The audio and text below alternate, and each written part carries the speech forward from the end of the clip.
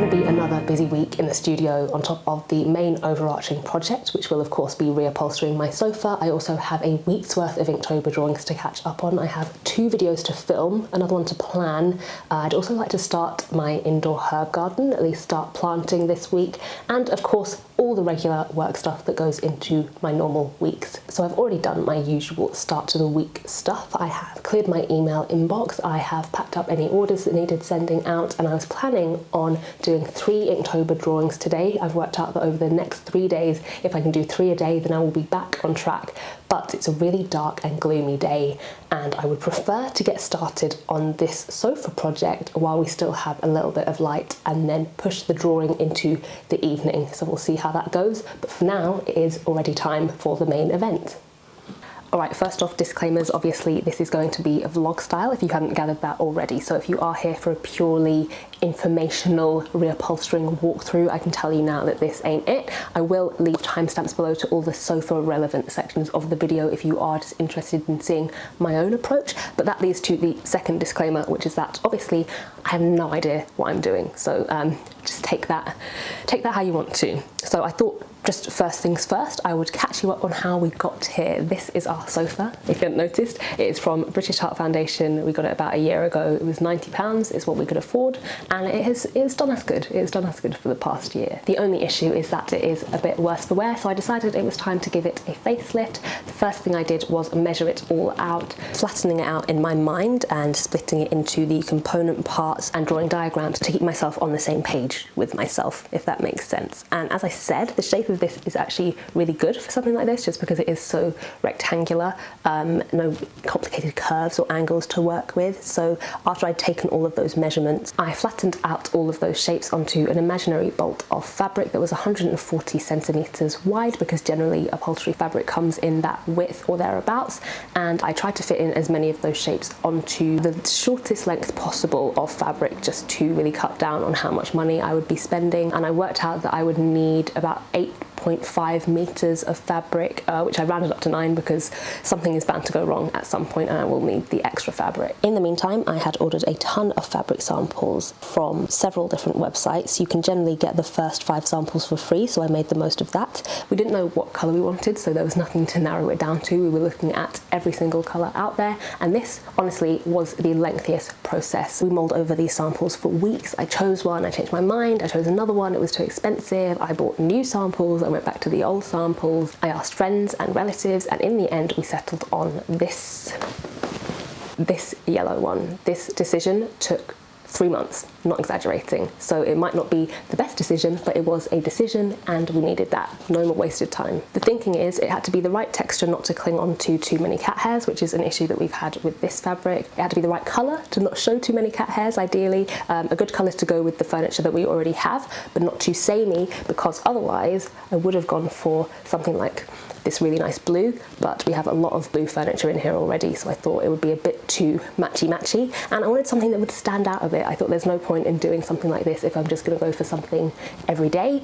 You know, if I wanted it to be bland, I could just stick with a brown sofa. So that was the thinking behind how we ended up with this. So I ordered the fabric, and I will leave a link below to the website I got it from, just FYI. There are loads of bad reviews for this website. I was very nervous going into it.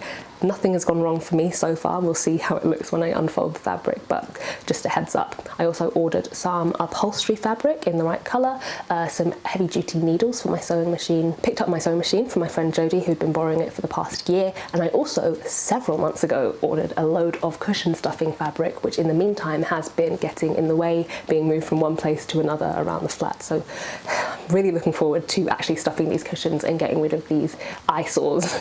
And that's where we're at now. So back upstairs, and I'm going to take a couple of these cushions with me.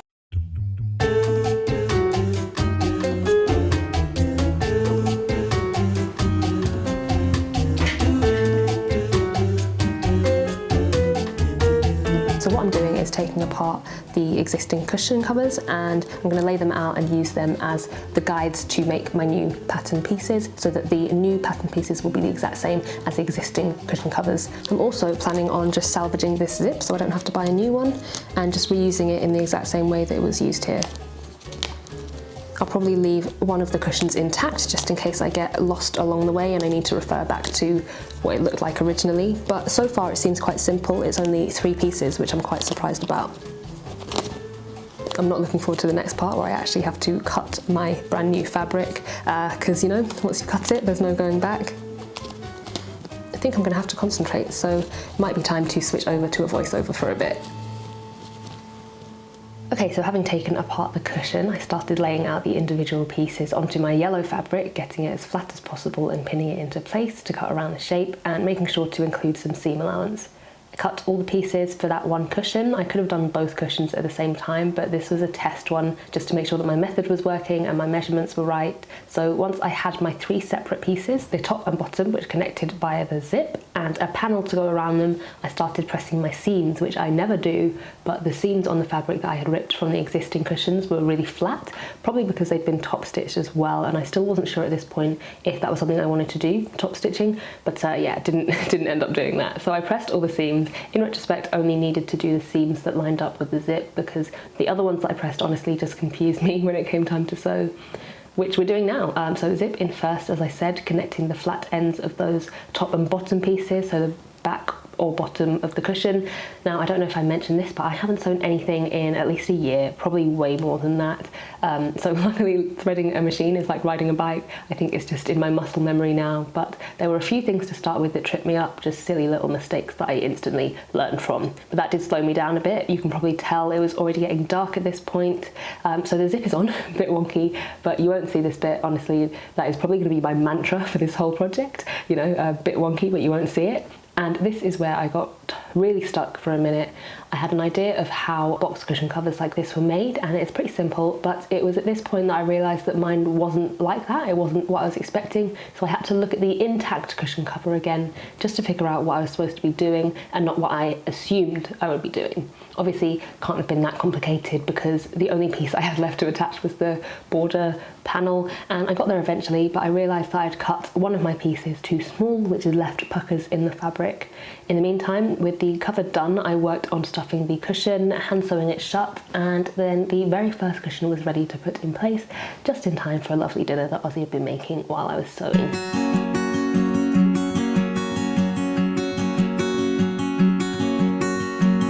It's the same old sound in the same old town. I wake up. So that was it for day one. I was way behind where I thought I'd be, but I had learned a lot from the process of the first one. So I was really confident that by the end of day 2, I would be able to have finished all the cushions, and I probably would have. I actually had managed to get my process down to about an hour and a half per cushion, including you know, taking apart the old cushion, making new pattern pieces, stuffing the cushion as well, putting the zip on, everything, down to an hour and a half per cushion. So I was going to film the process of that last one just to show you how the process had changed and evolved and improved. But I didn't make it past cushion number 3 because I ran out of thread, and I'm quite mad at myself for that. That was quite an oversight of mine to only buy 1 spool of thread, is that what they're called? So yeah, that has really set me back. That kind of cut my plans short that day. But I think it's come at a good time because you may have noticed that I haven't talked about anything else other than this project, and I did need a break from it because I haven't been doing my other work and, you know, general life commitments. I'm doing what I always do when I have something like this on. When I have a side project, it becomes the main project and the rest of my life becomes the side project. So I have 9 Inktober drawings to catch up on now. And yeah, I'm just going to try and do as many as I can today. I'm also going to film it and edit that and hopefully upload it today to kill several birds with one stone. My thread should actually be coming later today, but I need to focus and do some other stuff, do some work, and then I can give myself permission to get back to the reupholstery project. Behind these walls, no one talks, and tears for fears are left to dry. Safe and lonely.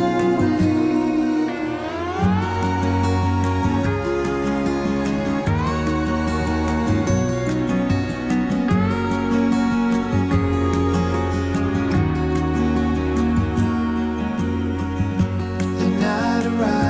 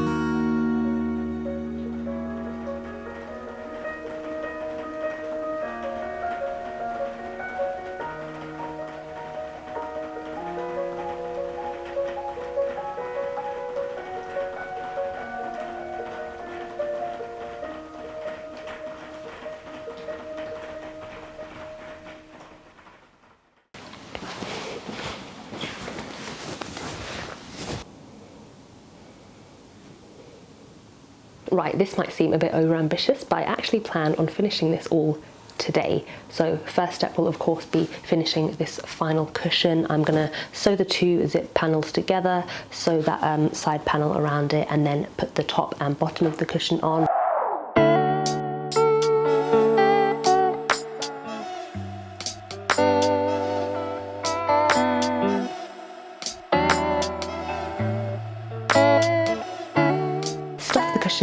Put the cover on, and hopefully that'll be it. And then I'm going to use a big piece of scrap fabric to measure around, trace around each individual part of what's left, so that I can draw up different pattern pieces from that, and hopefully sew those together, probably in individual sections. So like I'll do the armrest first, and then this bottom and the back bit, and then hopefully it'll be the kind of thing that I can staple and hand sew into place. We'll see. So yeah, wish me luck. I hope it goes well, and I hope I have enough fabric, because at this point I'm not sure if I do anymore.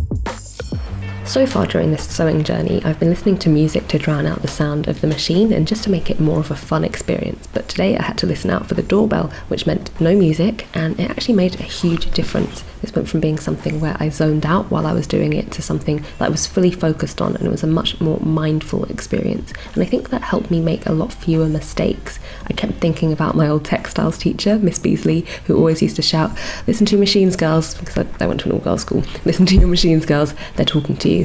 And at the time, not gonna lie, we all thought she was a bit loopy, but I guess there was something in that after all. Somehow this final stage went so smoothly. I was almost done by lunchtime. Now you might be thinking, but Minnie, what about all the other things you said you were going to do this week? And I actually will be getting on with some of it this weekend. Instead of filming another video, which was the plan, I will try and edit this one in time to get it up instead. I still have a video to plan, and now an extra one to plan for a sponsorship on top of that.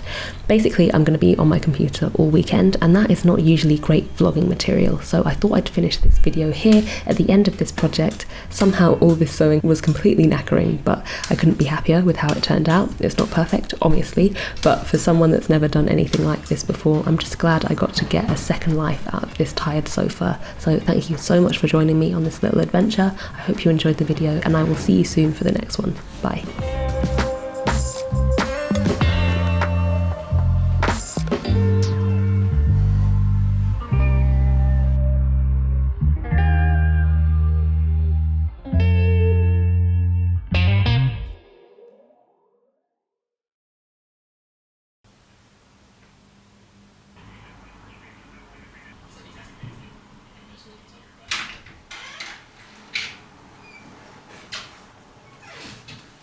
Looks really good. Looks amazing, yeah.